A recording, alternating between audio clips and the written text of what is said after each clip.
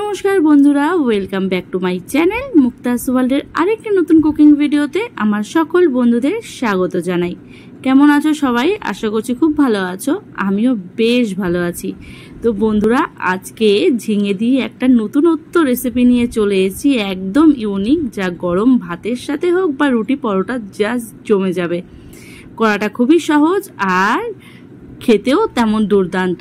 তো তার জন্য প্রথমেই দেখো, দুটো ঝিঙে আমি পিল করে নিয়ে একটা গ্রেটারের সাথে গ্রেট করে নিচ্ছি। আর পরের স্টেপগুলো দেখতে হলে পুরো ব্লগটা আমার সাথে কন্টিনিউ করো।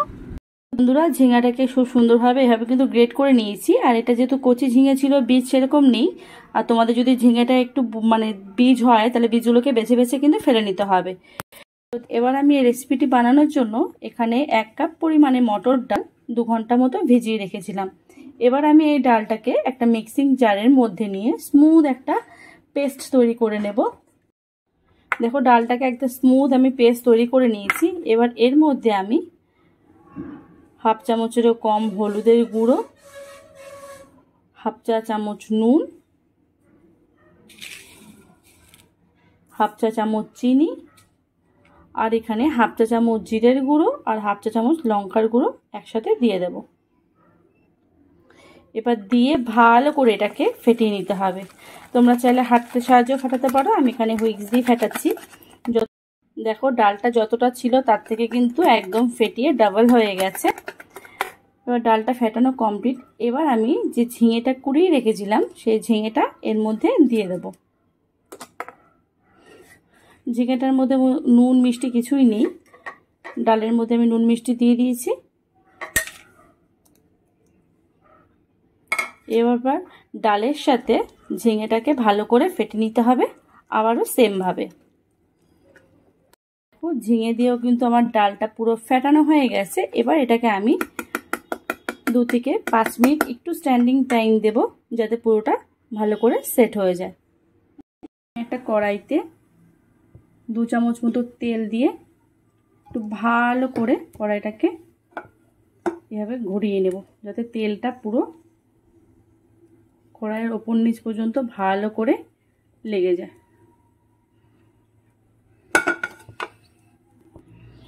দেখো, তেলটা ভালো গরম হয়ে এসছে। এবার যে ব্যাটারটা আছে এই ব্যাটারটা আমি দিয়ে দেব।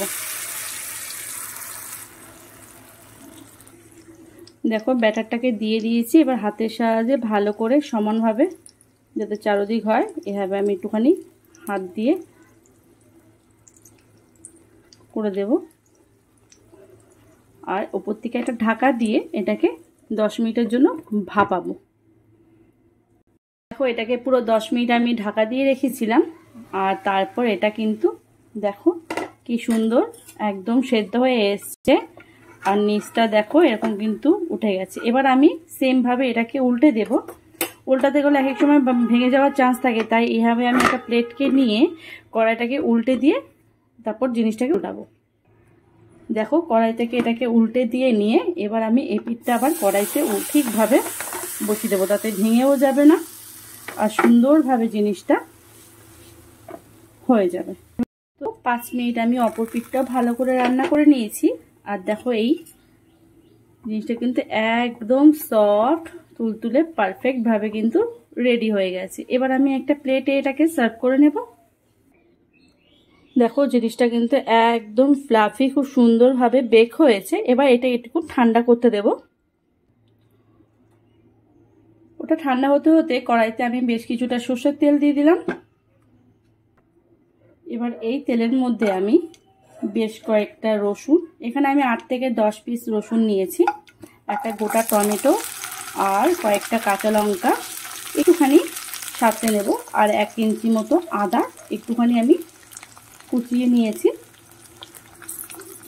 এবার এই মশলাটাকে আমি একটুখানি সাঁতলে নেব। এবার রসুন কিন্তু একটু হালকা করে সাঁতলানো হয়ে গেছে। এবার এটাকে আমি তুলে নেব। এবার একটু ঠান্ডা হলে আমি মিক্সিতে এটার একটা স্মুথ পেস্ট তৈরি করে নেব। এতে বেশ কিছুটা রিফাইন্ড অয়েল দিয়ে আমি একটু গরম বসিয়ে দিলাম মিডিয়াম আঁচে। আর ততক্ষণ এটা ঠান্ডা হয়ে গেছে। এবার এটাকে আমি পিস পিস করে কেটে নেব। এই পিস পিস করে কাটাটা নিজেদের ওপর, যে যেরকম পছন্দ করে সে সেরকমভাবে কেটে নেবে। এখানে আমি ছোট ছোট ধোকার মতো করে কেটে নিচ্ছি।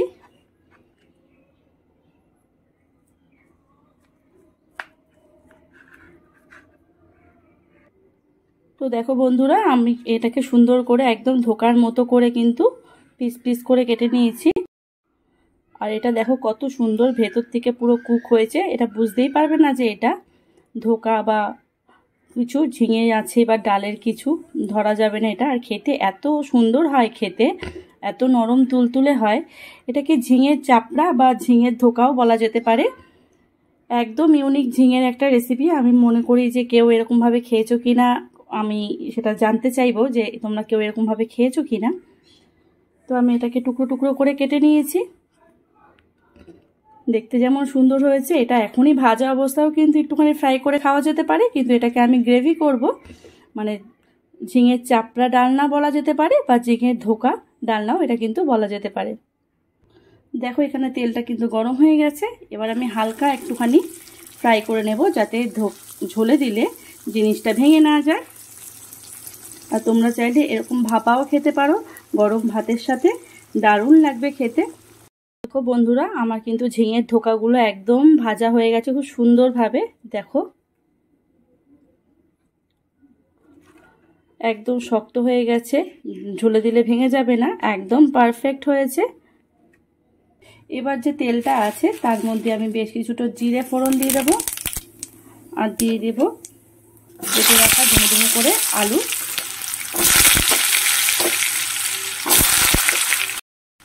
আলুগুলোর মধ্যে আমি একটুখানি নুন আর অল্প একটু হলুদ দিয়ে দেবো। এবার ভালো করে ফ্রাই করে নেব আলুগুলোকে একদম লাল লাল করে। দেখো আলুটা একদম লাল লাল করে সুন্দর করে ভাজা হয়ে গেছে। এবার আমি যে মশলাটা কড়াইতে ছাঁটলে রেখেছিলাম, টমেটো, আদা, রসুন, কাঁচা লঙ্কা একটু সাঁতলে নিয়ে মিক্সিতে পেস্ট করে নিয়েছি, সেই পেস্টটা দিয়ে দেবো।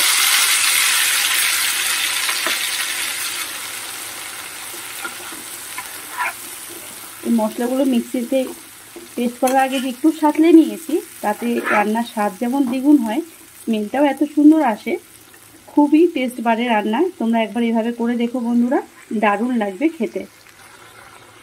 এবার মশলাটা দিয়ে বেশ কিছুক্ষণ একটুখানি কষিয়ে নেব।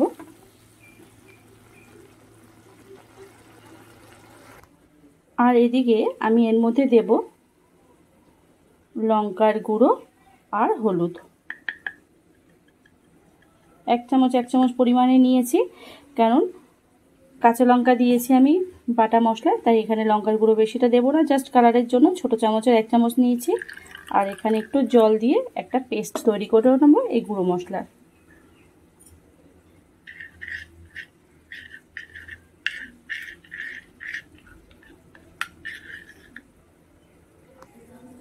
দেখো মশলার পেস্টটা পুরো রেডি।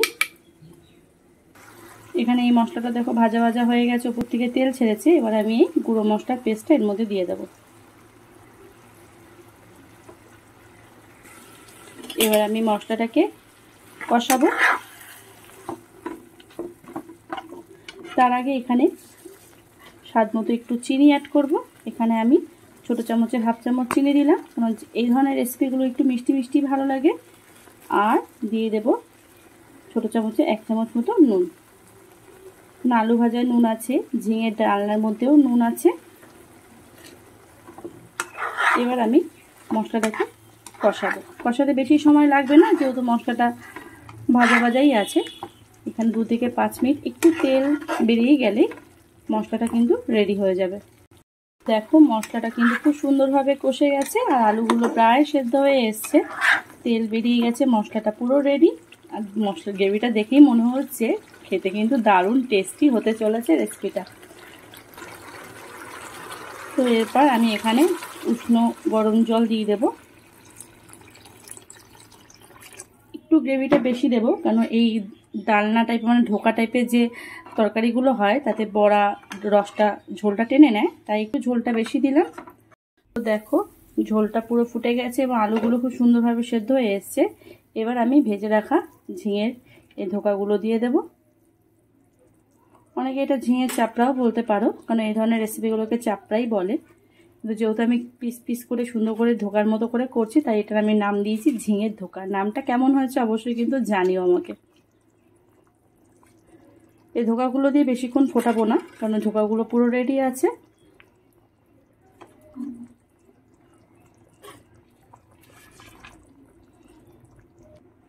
দেখো সমস্ত ধোকাগুলো দেওয়া হয়ে গেছে। এবার একটুখানি ফুটতে দেবো আমি। 5 মিনিট মতো আমি ফুটিয়ে নিয়েছি, আর এটা কিন্তু একদম রেডি। একটু ঝোল ঝোল থাকবে, কারণ এটা পুরো পরে টেনে নেবে ঝোলটা, তা একটু ঝোল ঝোল নামাতে হবে।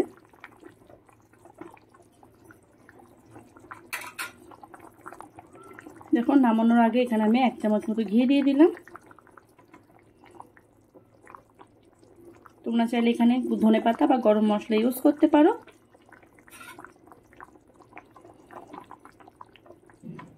আর জিনিসগুলো দেখো একদম ভেঙে যায়নি, খুব সুন্দর আছে।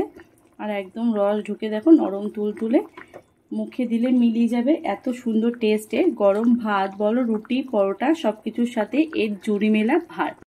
তো দেখো বন্ধুরা, আমার এই ঝিঙে ধোকার ডালনা কিন্তু একদম রেডি হয়ে গেছে।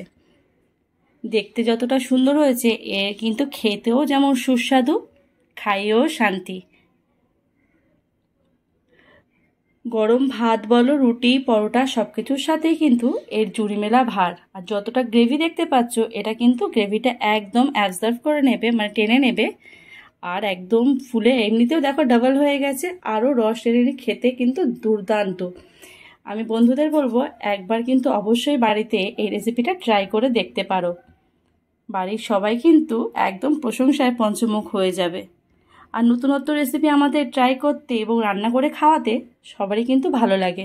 আমার তো বেশ লাগে নতুন কিছু ট্রাই করে সেটা বাড়ির সবাইকে খাওয়াতে। কে কি বলবে, কেমন প্রশংসা করবে, সেটা শুনতে কিন্তু আমার বেশ ভালো লাগে। তো বন্ধুরা, আজকের এই ইউনিক রেসিপিটি তোমাদের কেমন লাগলো আমাকে কিন্তু অবশ্যই জানিও। আর ভালো লাগলে অবশ্যই একটা লাইক, কমেন্ট, শেয়ার, সাবস্ক্রাইব করে দিও আমার চ্যানেলটাকে। আবারও পরবর্তী কোনো নতুন রেসিপি নিয়ে চলে আসবো আমার বন্ধুদের মাঝে। ততক্ষণ সবাই ভালো থেকো, সুস্থ থেকো, সাবধানে থেকো। টাটা।